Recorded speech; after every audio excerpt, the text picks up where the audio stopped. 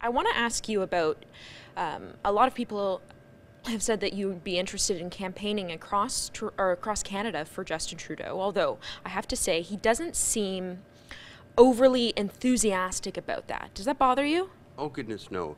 I don't expect him to endorse or approve of anything I do. And there's a good reason for that. He doesn't need to be liable for what I'm doing. But then on one hand, I'm just a Canadian voter going around telling other Canadian voters to get out and vote. You think that would be as, motherhood and apple pie as you could get, really. I mean, it's the most simplest expression of our democratic institutions, hardly unusual. It used to be Election Canada would tell people to get out and vote. So instead I'm going around, now I want to get them out to vote. The millions of people in the cannabis culture, I want them to vote for a specific candidate. But I've done that before too. I urge people to vote for the NDP to get Jack Layton to get into Parliament so he could push what he told me in 2003, even in my own home on a recorded video, what he was going to, nearly legalize marijuana himself. Now, unfortunately, after that 2004 campaign, he distanced himself from that policy and never promoted it, and kind of what I regard as betrayed us or misled us. So we were very disappointed by that, and the Conservatives are very hostile to marijuana legalization, and the NDP won't support it. So we clearly have only one electoral option in the next election. That's the Liberal Party of Canada, much as I admire Elizabeth May and the Green Party. Is that the most important issue to you? Are there issues or things that you don't support that the Liberal Party indeed does? Oh, I'm sure there are, but I don't care. My whole intent, I'm a libertarian. I believe in a very minimal government and on the maximum amount of personal freedom and a very free economy. And to that degree, I disagree with all the three major political parties on most every issue. None of them are libertarian enough for me. But at a certain point, as leader of a movement, I have to choose what's best for our people. And for 2 to 3 million Canadians, there's absolutely no question in my mind that legalizing marijuana, and it's not about the right to get high, it's about the right to live a peaceful, honest lifestyle without the punishment of going to jail or having a criminal record. And that can be achieved by electing the Liberal Party leader, Justin Trudeau, and having him as Prime Minister. And then this issue will be buried. 2 million Canadians who've been charged since 1969, and hundreds of thousands who went to jail, and billions of dollars for a futile public policy that has no public benefit. That's what we're going to try and bury. And if we do it once and for all, we can go back to my more libertarian types of views and advocate the people who are promoting those kind of views. And they're much rarer in the political spectrum, but that's not my job. My job is to make sure the cannabis culture finally gets liberated in the next election. That means there's no doubt we have to support Justin Trudeau. Do you think that you might be a polarizing figure, especially among elders and even sort of ethnic communities? Do you think that he might think, or do you think that you could hurt him among certain communities? I won't necessarily hurt him. I think, for example, the Liberal Party has lost the Chinese community. Chinese Canadians are going to vote for the Tories, and by and large, Jewish Canadians are going to vote for the Conservatives as well, because that's part of their base that they're appealing to, that, the pro-Israel bent of the Conservative government, the very law and order, the so-called, a really right-wing agenda is very appealing to the more reactionary immigrant groups that come to Canada. And the Conservatives are specifically targeting those groups in their advertising about marijuana, specifically the Chinese Canadian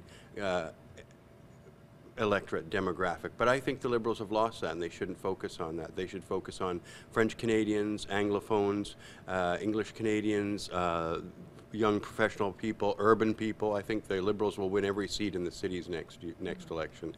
I think they'll win every seat in Montreal, Toronto, Vancouver, and a lot of the other cities, throughout Ontario, Quebec, the Maritimes, and that's who they should focus on. They're not going to win in the rural ridings of Alberta, and there should be no pretense that they're going to win. But they can take back most of British Columbia, Ontario, Quebec, and the Atlantic provinces, and it's certainly enough to win a majority government. And I'm going to focus on getting the young people in those communities to come out and vote for the Liberals. And I think we can get potentially 2 to 3 million Canadians militantly motivated to get out and vote. But it requires a lot of effort. Young people aren't used to voting, they don't see the sense in it, and old people tend to vote, and they tend to be the most prohibitionist in the voting demographic. I agree with you. But that's changing too. The baby boomers are becoming the dominant elderly voter demographic, and then those people by and large support legalization now.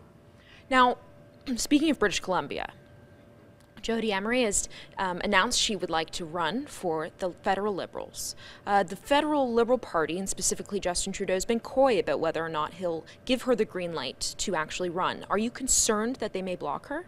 Oh, I'm very concerned. I think, Jody's never said unsound note on any interview. She has nothing in her record that would ever get her disqualified as a candidate. It's really me that they're worried about. And I feel less beholden to political parties. I'm much more concerned with getting our issue adequately expressed in the Parliament. And I don't particularly have any loyalties to political parties, only to the objective of making marijuana legal, which means this election supporting the Liberal Party of Canada. But I think, you know, they are very nervous about me, and this is reflected in the way they're treating my wife, which will easily get enough signatures to win that nomination. If the nomination is held legitimately and openly and transparently, as Mr. Trudeau insists it should happen in every riding, then she's going to win that nomination with no problem. We will sign up hundreds of people to join the party. I myself am very popular in that community, and I have absolutely no doubt that I could sign up hundreds of people myself in the next month, and we're going to do that. So if it's held openly and transparently, she's going to get that nomination. But I expect they're going to try and derail it. I think that the brain trust of the Liberals will just think that the potential liabilities of having me married to a candidate who's actually a Liberal Party endorsed candidate is going to be very great for them. But that's not the limitations. My wife has, you know, we support the federal Liberals, but at the provincial level, we're still members of the BC Green Party, still going to give money to the BC Green Party, still very much believers in the BC Green Party. The federal Liberals and the BC Liberals are not associated or related in any way, and they're not similar parties, and we do not support the BC Liberals. So if Jody doesn't find a home and acceptance with the federal Liberals, we'll just return to our other political party at the provincial level, and that's the BC Greens, and she'll be a candidate again, and she may even contest the leadership for the BC Green Party, which I would like her to do, because I think we can do a lot more work. As the leader of the BC Green Party, she can excel on a day-to-day basis without having to be beholden to other interests like the brain trust of the Liberal Party. If in fact the Liberal Party does block Jody's candidacy, will that change your opinion of Mr. Trudeau and affect the way you vote in the federal election? Not really. I mean, I understand he's got a lot of pressure and a lot of people competing for his attention, and he has to take the advice of the people he's put around him. That won't bother me at all. We won't reduce our campaign for him at all in any way whatsoever. He would lose a great candidate, in my opinion, but that's up to him. It's not really, in the big picture, my wife being a candidate, it's not as vital as getting them elected so we can have marijuana legalized. That's what my wife really wants to, but she's at that point now where she's both capable and ambitious enough to want to be a candidate in a significant election for the Liberal Party. She couldn't run for the NDP or the Conservatives, obviously. And this is her time to shine. She's done a great job in the years previous in the media and in interviews, and she's solid. She's totally solid. They're never going to find a dent in that armor that she has. So if they don't want her, that's just the way it goes, you know. But there'll be opportunities. She's only 29.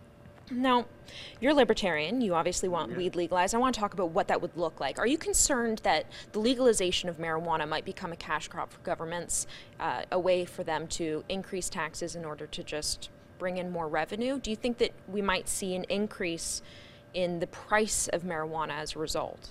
Oh no, the price of marijuana would plummet under a legal environment. Marijuana intrinsically is no more expensive to grow than cabbage or lettuce, and it's a very cheap commodity.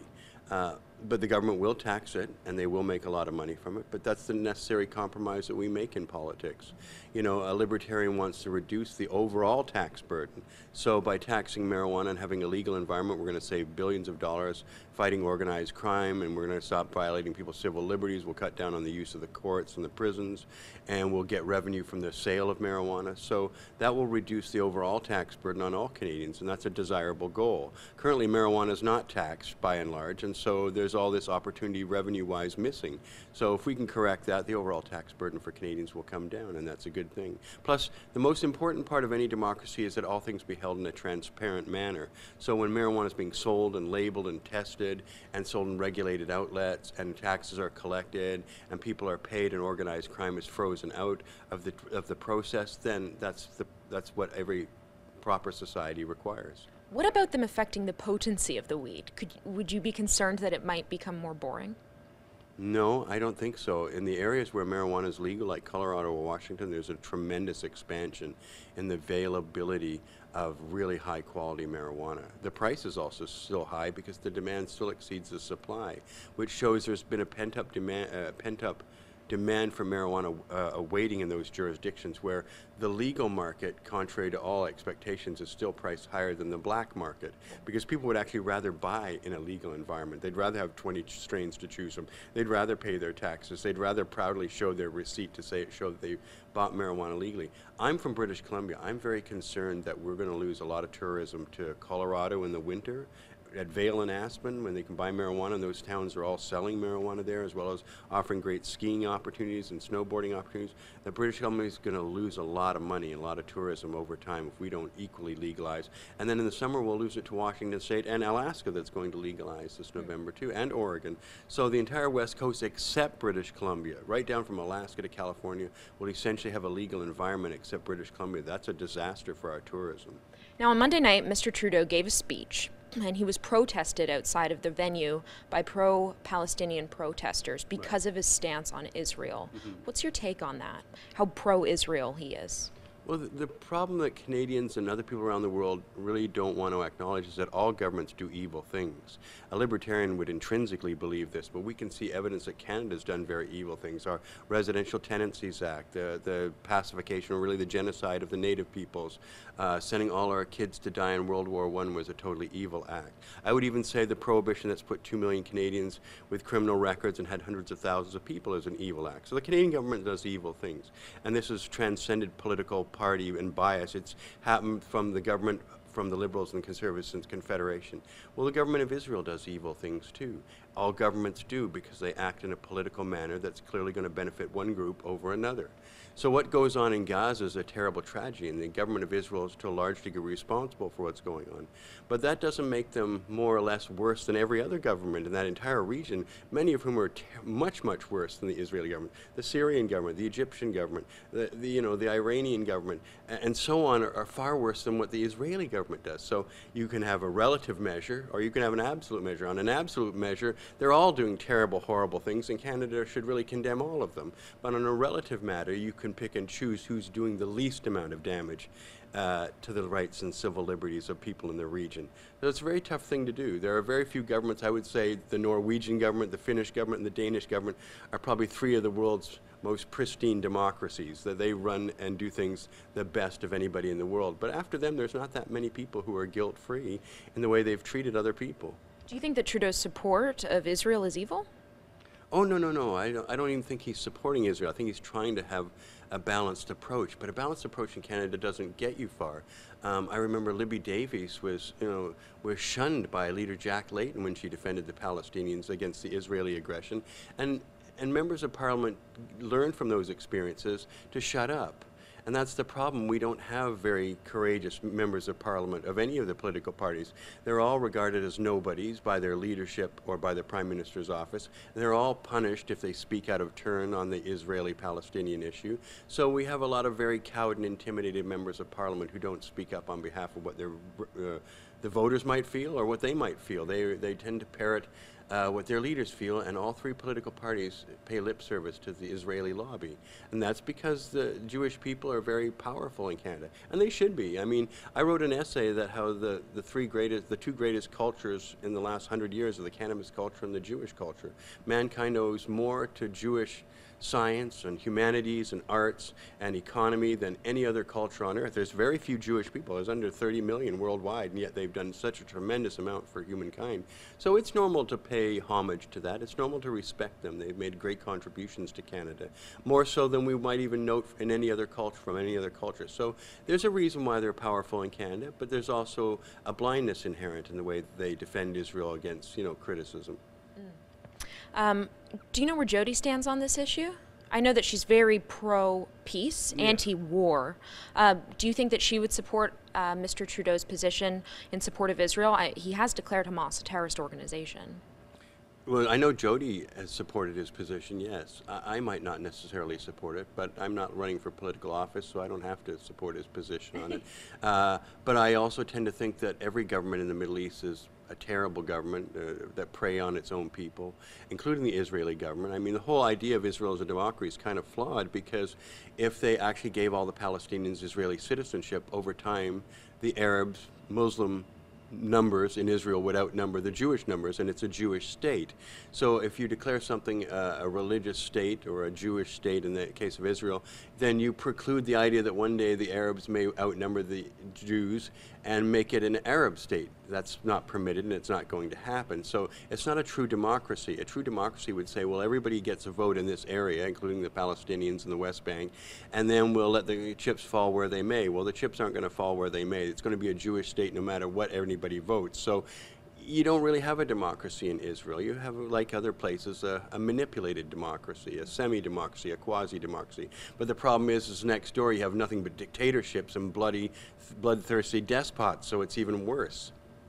Okay, well, thank you so much for speaking with us. All right. Is there anything else you want to add? No, I enjoyed that conversation. Great.